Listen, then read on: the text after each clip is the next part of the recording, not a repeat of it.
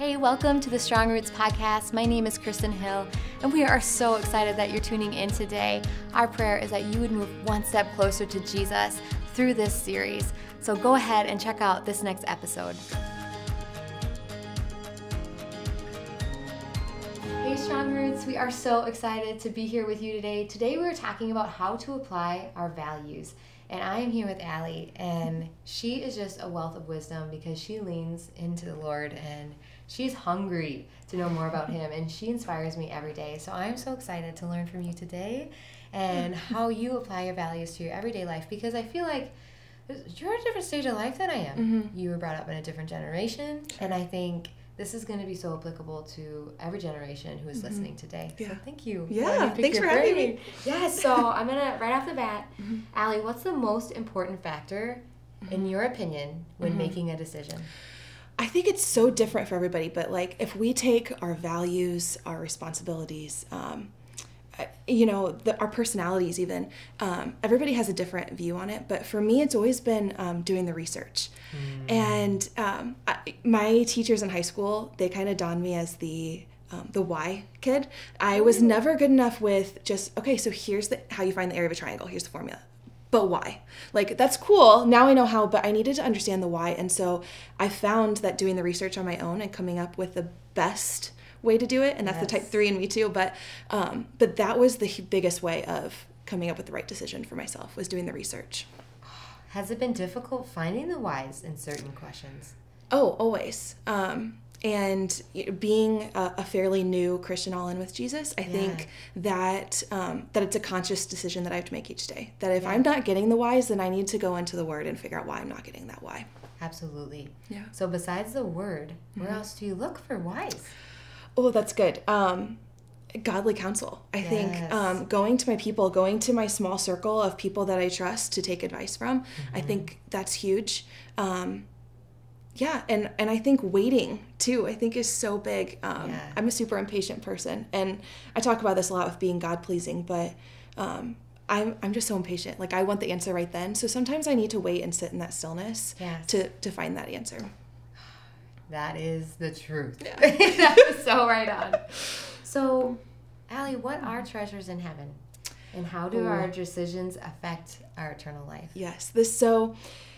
Growing up in a church, you hear a lot of things. You hear fruit of the Spirit. You hear a lot of these big words, and unless you're specifically asking what that means, a pastor's going to blow over that because they assume you know, especially when you're young and you're in 6th grade and just starting at the church, listening to the sermons. And so I did a little bit of research on this, but the person who put it in best perspective for me, they said that treasures in heaven are what you do when you're helping others. Like, you cannot be doing God's will, and you cannot be collecting treasures in heaven right now if you're not serving others or doing things for the glory of God. And that just that so clicked, joy, happiness, all these feelings, these treasures in heaven that we can take with us. If we're not doing that, then what are we doing? We're wasting our time. And it really clicked into place that's our treasure. How does that tie in with applying our values? Like, why is it so important that we understand what real treasure in heaven is in order to apply our values? Ooh, that's good. I just think it's important to understand that our treasures in heaven is the only thing we can take from earth. It's literally the only thing that we can take from here. We cannot take our earthly money, our earthly talents. We can't take any of that. Yes. And so our values have to be aligned with wanting to serve others, with wanting to do God's will. Because if our values aren't lining up with that, then everything we're doing here on earth is such a waste of time. Absolutely. Yeah. It's a great motivator. Yeah. Yes. Huge motivator. Yes, that's so good. Yeah. So how do you make decisions about stewarding your time, your talents, your resources? You're in a really busy season of life. Talk to us about that. I've found recently that I am going to make decisions on how to spend my time now if it's going to bring me joy. And I think I have been so blessed recently that my joy and my excitement comes from serving Jesus and spending time with the right people that are going to help me grow in my walk with Jesus. And so when I find that excitement to make those decisions, I don't know, I have learned to say no to things that don't bring me joy. And I've always been a yes person, even when I have too much on my plate. And so now I'm spending my time with things that bring me joy. I'm taking an apologetics course. Yes. I'm asking hard questions to people that I trust. And those are things that I never would have done before. But now that's how I want to spend my time. I just watched a video, and he was talking about how when we get to heaven, he believes that God is going to show us what our true full potential was. Like, he's going to do a side by side. And that struck such a chord with me. Like, if that person's a stranger when I get to heaven, how disappointing is that? Like, he has so much potential for us, and I want to chase the coattails of that person now. And and that's a recent thing for me, but I want to gain as much knowledge, and I want to use my gift as a teacher to get there. Oh, that is convicting. Yeah. Because, we all fall short of God's glorious standard. None of us are going to reach the full potential that God had for us on earth, most likely. But that is a motivator on how to, all right, let's see how close we can get with God's power in us, right? Right. Because, special. Oh, that's so cool. That is so cool. Yeah. And to know that every person has a unique purpose. Yes. And a unique, God had a plan He has a plan for each of us. Yeah. And are we going to live it out? Right. To its fullest potential? Right. That's so good. Yes. I love that thought. Yeah. So, how has the vision of your life changed? Have there always been some non-negotiables for you? This is a good one for me, and I think there's a line in the sand of who I was and what my vision was then, and now who I am now with Jesus in my heart. And I think my visions were so specific back then. Yeah. I had non-negotiables of, I want to be married by 26. I want to have 2 kids. I want to have this perfect job. I want to live in the city. And when you get to 26 and you don't have any of those things, it's so disappointing. And I don't want to feel that way. And God doesn't want us to feel that way. And so my new vision for life, and we've talked about it before, but I want the adjectives to be able to describe me. At my 50th birthday, I don't want people to describe me as a mother. I want people to describe me as steadfast and consistent.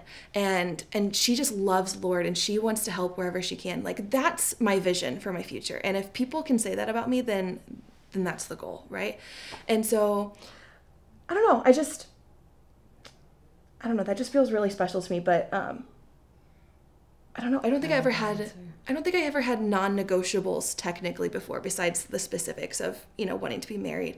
But I think now my non-negotiable is that small group of friends that we've talked about. Our 3 rings of friendships.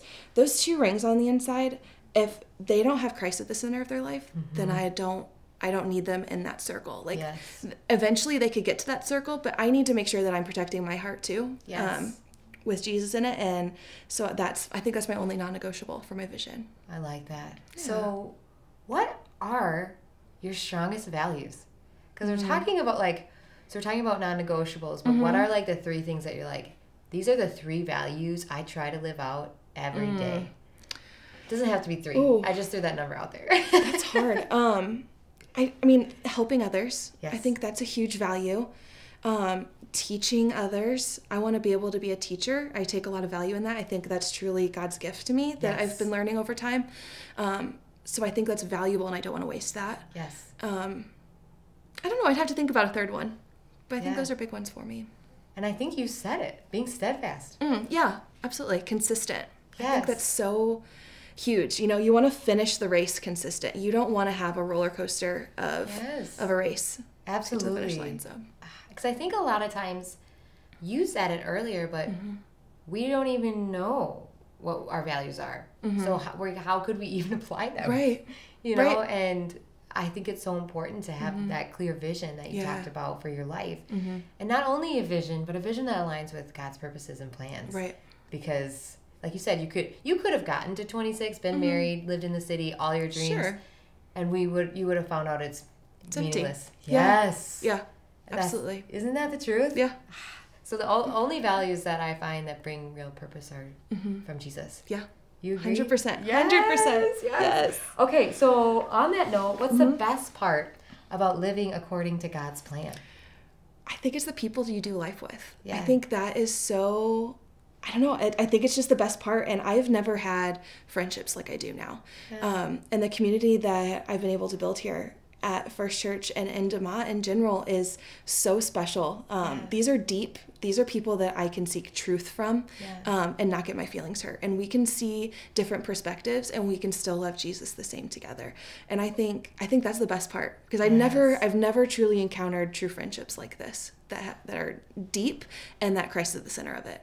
That's so new for me, and it is the best thing. It's the best. Yes. So, so what is the biggest difference? So you said, like, you've lived most of your life with friendships that Christ wasn't at the center. What is the biggest change? I would say, when Jesus wasn't at the center of it, it was so easy to give them up. Like one little thing, we could stop being friends. One little fight and it was over. Yep. And that's because we had nothing to come back to. We had no common ground once we did fight. And unfortunately, I had a lot of friendships like that in Indianapolis, where all of a sudden our group of 3 was group of 2 because one person had an argument. And it was so disappointing. And we tried to seek out the why that happened. But without Jesus giving us those answers, we weren't going to get it. And so, And forgiveness. Yeah. Love. Mercy. Grace. Yes. It's just like, all right, absolutely. More about me. Yes. Right? Yes. And you don't bring me happiness. Yeah. We don't get along. Yes. See ya. Yeah. That's such a good answer. Yeah. I really have lived that. And that is also unfulfilling. Yeah. Because you just leave a trail of destruction and broken relationships behind you, and we're not being refined. Right. So good. We're not growing. No. Thank you so much for sharing your values with us, how you apply them to your life. I am now going to switch it and let you ask me some questions. So what questions do you have for me? One of the first ones that I had when I was going through these questions was, we make a lot of decisions throughout the day, right? We're constantly like, and it's little decisions, like, what am I having for breakfast? At what point on those decisions are we seeking for God-pleasing decisions? Like, are we seeking that when we're picking out our cereal in the morning? Like, at what point do we have to choose God-pleasing decisions? That's a good question. Sorry, I changed it a little bit. No, it's so good. I think it's a great question, because I think sometimes it trips new believers up, and even longtime followers, where obviously God is in everything, but I have seen some people go a little mentally crazy because they literally can't make any decision without, like, I don't know how to describe it, but we probably all experienced where, like, oh my goodness, I picked Apple Jacks instead of Cheerios. Like, you know what I mean? Yes. You're like, whoa, okay, hold on. What did I do? Yes. I think it's interesting territory, because we invite him into everything, but he also gives us free will, and trusting that sometimes God's will is whatever. Yeah. Sometimes he's like, you can eat the Cracker Jacks, or you can eat Cracker Jacks, Apple Jacks. that doesn't taste good in milk. Or you can eat the Cheerios, or you can eat the granola bar. Like, just do it all for the glory of me. Yes. I think we have to be Holy Spirit led, though, because I think there are times where he is very specific on something that could be small to somebody else, or he's not calling to somebody else in my life, and I need to make sure that even if no one else is doing it, I need to be obedient to him. Yes. You know? Oh, that's so good. Yes. Thank you. No, that's such. I'm so glad you asked that question, because I think it can get trippy. And I think God's word is our source. Like, and there's obviously non-negotiables in his word. Like, we always know, like, that is his will. Yeah. But the little things. Yeah. Invite him in, and he'll make it clear. Yes. And if he doesn't, I feel like that's our green light. If it's whatever. Yeah. That's good. Just do it with all our heart, soul, and mind. That's good. Yes. Do you have one more for me? Yes. So as a pastor's wife and leader of the church now, a lot of people look up to you daily when it comes to time management, decision making, living according to God's best. So do you ever feel like you need to make people-pleasing decisions in your job over God-pleasing decisions? Every day. Yeah. I think that's my personality. That is something I struggle with. That is a cross that I carry, because before Christ, I lived to please. I wouldn't care if I told one person to their face that spaghetti was my favorite food, and then someone else is like, tacos is mine. I'd be like, you too? I love tacos. You know what I mean? That's a silly example, but it's true. My reflex My natural, sinful, fleshly reflex is to say whatever the person I'm talking to, whatever's going to make you happy. Yeah. I don't know. I feel like it's one of my greatest strengths is wanting to bring joy to the world. Yeah. But Satan would love to twist it just a little bit to get me to sin and cause other people to sin. Yeah. So I think, yes, I have to, and I think that's been one of the hardest things in following Jesus is saying things that aren't going to make people happy. Ultimately, it's going to bring them to life and to Jesus, which is more important than happiness. Yes. But this has been a spiritual discipline that hasn't, I feel like for someone like Pastor John, it's probably like, oh yeah, easy. Yeah, I got this, you know. It's been a workout. Yeah. And I have to intentionally pause a lot to and talk to God a lot. Okay, God, what do you say? Let me think about my words carefully because it's also truth and love. I think I had a season where it was just like truth. Okay, I'm not going to say what's going to please them, but I'm just not even going to be loving. So it's that balance, but I definitely have to be intentional about it. Yes. And it's not natural. Right. And so, and I don't know if anyone's listening who it's not natural, but it's worth it. Yes. Because seeing the fruit, like it might seem like I lose a friendship for a season because of the truth and love I've shared, but I've rarely not had that person come back. Right. And then I think that, I know that sounds weird to me, people are like, what? I really can truly say that because they know that I am somebody who loves them enough to share God's truth with them. Absolutely. So that's good. Thank you, Allie. This was so good. Thank you so much for joining us for this season on how we can apply our values. We hope that you learned something. I pray that you would choose who you're going to be in your future, what values you're going to live for every day, and we cannot wait to catch you next time.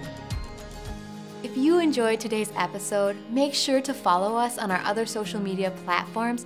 We don't want you to miss out on any future content. Thank you so much again, guys. I hope you have a great day.